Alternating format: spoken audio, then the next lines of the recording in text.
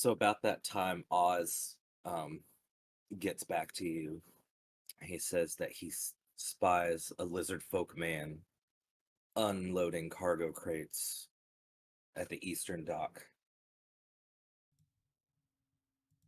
over here. Are you guys gonna come with me? Yep. I have the boat. He's gotta see. He's gotta see the boat. If he's gonna That is true.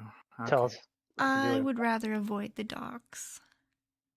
Hmm. Ah, I'll yeah, just that ask is Veneer true. for 2 plat and then go donate. Veneer wonders what he spent the previous amount of gold on, but gives him the 2 plat. I'm on my way. Okay. Okay, Flynn, and so you're coming with me to meet Mhm. the person. Uh, Gloria, send Bajira to reach me if you need me. I can't. Bashir's at At the the armor fitter. smithy, yeah. Oh, that is true. So Okay, Samson. then I'll leave. I'll leave Oz with you then, and just send Oz for me if you need me. I'm just gonna go down to the market, and Hui said that there was someone selling instruments, so I'm gonna go and take a look at that while you guys deal with this. I don't want to deal with any of these people. Okay, that's fine. Thank you. Suspicious. They're mean Okay. and dirty and smelly. What do you want from me? She's already tried to get them to like take her across the sea. Exactly. They've been shitty to her. I'm So leaving. it's not surprising that she's just fucking fed up with it. So Piaro, you walk for a bit down the streets, the market stall streets, and then you come across an orphanage. There's about 7 kids there and one lady running it. It looks a little rundown, but you can tell that the lady running it genuinely cares for the children. I go in and then I take a look at the place. I look around, look at the kids' face to see how nourished they are. They're it's not like skinny to the bone, but they're not like very well fed either. They're skinny, but you can tell that they at least get 2 meals a day. Okay, and I go find the lady who runs the place and talk to her. She says, "Good day. My name's Olivia. Are you interested in adopting a child?" Oh no, no, I'm just a traveling adventurer. Um, used to be a orphan myself, so I know what it's like to grow up in one. And anytime I visit a new place, and if I can help it, I'd like to make a donation towards the orphanage. She says, "Oh, well, that's very thoughtful and generous of you. How much would you like to donate, sir?" 2 plat. She goes, "My heavens! Oh, we don't need that much. 1 plat will get us by for a year. That's more than enough, sir." I don't know if I'll ever come back here, so in a year in an She orphanage. says, "Well then, do me a favor." And she takes hold of both of your rough farming hands, and her hands are as smooth as velvet as she takes them gently in yours. She says, "If you must donate this plat, please go to another town and find their orphanage and give it to them. Do that for me." And then she looks for you like longingly in the eyes. I look at her longingly in the eyes, and then I lean in and kiss her. She rejects your kiss and then says, "That is not what is happening here. Um, we don't need your donation. Please get away from us." And then she says, "Come on, kids, let's go inside." And then she rushes the Why do you children have to inside. make it weird every time? Oh, that was I great. thought we had a moment. I uh I It's watch like as she runs away, and then I leave the plat on the table or something where she can find it. So, uh, Gloria, you go to um, this area over here. And like Hui said, there's a street fair going on in celebration of the coming spring. There are a lot of market stalls selling like fair foods. There are little games for children to play, masks to buy, and various market stalls with wares from across the globe. And it takes you about 5 or 10 minutes to find it. But there's just one little like wigwam looking market stall, and you see various stringed instruments, woodwind instruments, percussion, and a very frail old man who's kind of shaking as he sits behind the counter. I approach very respectfully and I greet him and I ask him where he brings all of these beautiful instruments from.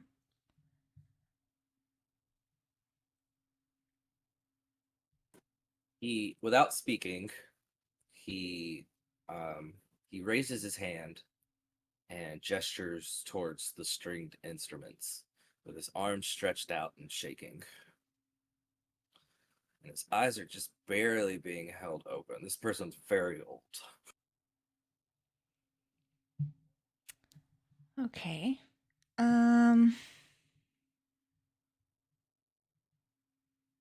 I'm going to take a look through the instruments and I'm going to specifically look for anything that resembles a harp.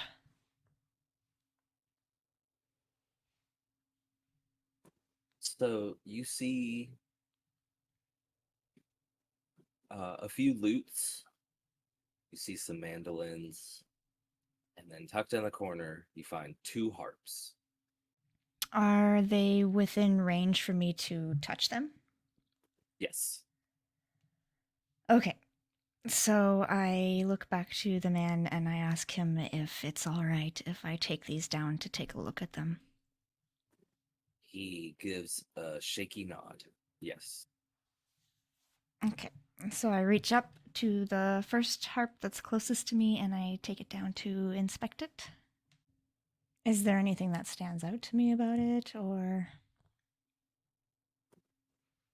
You can sense that there's definitely magic flowing through every string. But the way that the magic is laid out across the strings is very intricate, and you feel like you might have difficulties playing this instrument. I'm going to set it aside and I'm going to reach for the other instrument that caught my eye. So this one is more slender and graceful in design, very small and light, could fit in your lap. It is carved from teak wood, engraved with designs of waves and fog, with silver wire for strings. It is an Anstreth harp. Do I feel magic coming from this one as well? Yes, you can sense a different type of magic flowing through the silver strings, but this music kind of, or sorry, as you kind of graze your fingers across the strings and the chords play, the music resonates with you, and you just feel calm for a second. I'm going to turn my attention back to the old man and I'm going to ask him what it is I could give him to leave with this today. He he holds up a platinum and then two fingers beside it. I nod and I offer him 2 plat, and I take the instrument with me, bowing He respectfully. he gives a bow back, takes the plat and puts it in his case, and as you go to leave, he actually stands up and gives another bow, as if to say thank you for your patronage, and that's very difficult for him to do. So I smile gently and I wait for a moment for him to sit himself again carefully before leaving. He makes it. He's good. He'll live another day. Okay. So my Flynn and Veneer, did you go with them as well? We're going to the Lizard Man, right? Yes. Yeah, Flynn is with to the Lizard Man. Veneer, did you want to go with them? Yep. He looks like that. Dang. And you see him carrying huge crates and just offloading them off of a ship. And the ship is bright red. Looks like it was just freshly painted. Gold trim along all of it. The sails are a beautiful creamy white. And this looks like a very well-maintained ship. And he offloads a few more crates before he notices the three of you standing there staring at him. And he goes, "You have business with Kapesk?" Maya pushes Flynn forward. Yes, we've been told that we're seeking passage across the ocean to the continent, and we were told that you'd be willing to do business regarding that.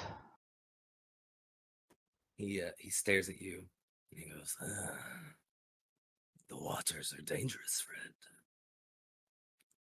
I can make trip, but my crew, you must pay." It's perfectly fine. Somebody actually referred us to you. Kapesk knows many. Is not surprised. Well, considering the stature of the person that referred me to you, I'm already. It's already like how do you say it already leaves a good impression with me. Well, if they needed Kapesk's help, Kapesk is better than them. Damn. Okay. And what is the payment that your crew and yourself would request? How many? Let's see. 5 of us, plus a horse. Shay, that wagon's not going to be ready by the time we set out, right? How long is that wagon going to take to be made? I would say maybe 72 hours. Well, that wagon's probably ready by the time we make prep. 5 people, a panther, a horse, maybe a wagon, depending on how long you need to prepare for the trip. Did you mean Piaro's wolf, not a panther? Oh, I meant Bagheera. Isn't Bagheera a panther? Oh, Bagheera is a little munchkin panther. It's a Oh, munchkin cat. Yeah. It's just Okay. it's just an all black munchkin. Yeah. Rawr. a small cat, also a small wolf, and that should be it. Not to get off on the wrong foot, but yes, there would be a bird too. Yeah, the bird's not real. It seems you have many people. Mhm. Kapesk thinks 20 plat will do. And what sort of assurances can you offer us? Kapesk will take you where you need to go. Yes. Are you? I just need to know a little bit more about like what sort of skill and experience you're able to provide us. Are you going to be able to defend us and yourselves in the water, or? Caspar directly Kapesk, guided us to this Kapesk town. Why do we need groans. He more? goes, "Ugh," and he looks at you, Flynn, and he goes, "If you wish to go, you come find me and you pay. I'll be here."